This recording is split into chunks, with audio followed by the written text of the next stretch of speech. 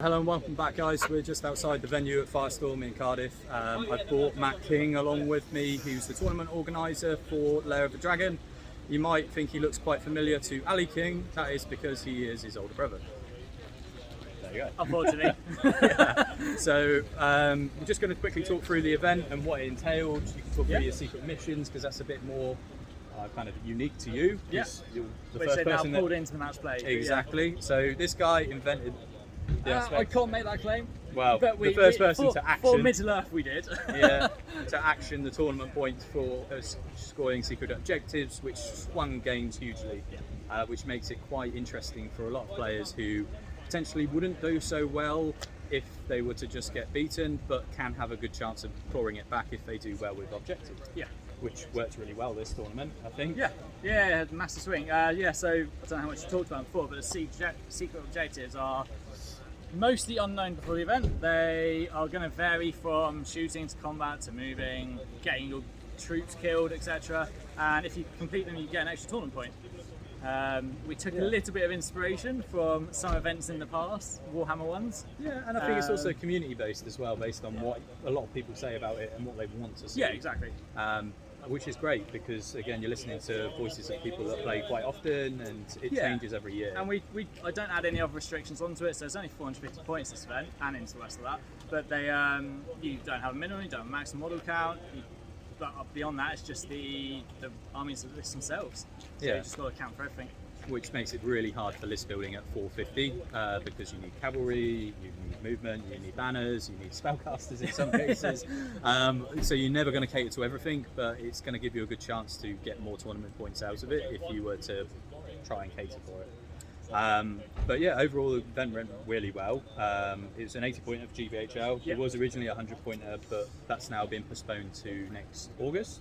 This August. So Into the West, which was in January, got postponed because of COVID to this weekend, and then because the Welsh ruling is still it's risk sensitive, so we can have up to like 50 or 48.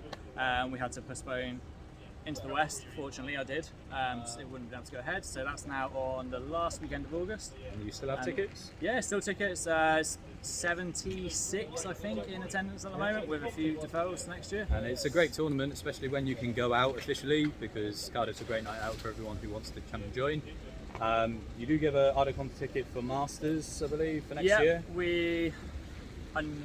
That's the debate whether it's this one or if it's January's Into the West. It will probably be August, because then I know it's definitely going to go ahead. Yeah. And I don't know if January's will or will not yet. Yeah. So yes, there will be, pending a Ardacon Welsh Masters ticket for next year's. Potentially. And then it's a 100 pointer for a Southern GBHL. Yeah, and there's a GBHL 100 point and it's a Southern League one. And like you say, there's 70 plus players, probably more that's going to be attended. So it'll be good fun. Everybody's had a relatively good time today, and I have to say, safely, I've managed to podium with a second place runner-up. I'm quite happy to say. Today saved you there, I think. Yeah, I have to say, I'm a very big fan of getting tournament points for doing silly things, because that's managed to claw me up with 2 losses on day one, up into the podium spots. And if the chap who didn't score his tournament point would have lost, is it? The first place was a few TPs ahead. Okay, they didn't lose, and then it was complicated. I could have even had a chance of winning. If he lost, it would have been a tie, I think, without checking, on like the top 4. Oh, so it would have gone into the tie race, hardcore. But did you do tricks on the ranks? Did I do one where you have to kill your hero? Yeah. That's always a fun one. Yeah, I got him on the Hood King. I didn't take his fate. I got him killed. Yeah. I was like, I'll take it. I'll have the tournament point. And I would have got the tournament point in my last game had Celeborn died with his single wound. But he lived with 1 wound, and that screwed me for the spellcast and killing the one. That's his way. But yeah, second place, I would take it any day of the week, because again, I was pretty written out. But had a really good time. Thank you very much, Matt. And hopefully we'll see you all in Cardiff face to face for the next tournament. All right, bye-bye now.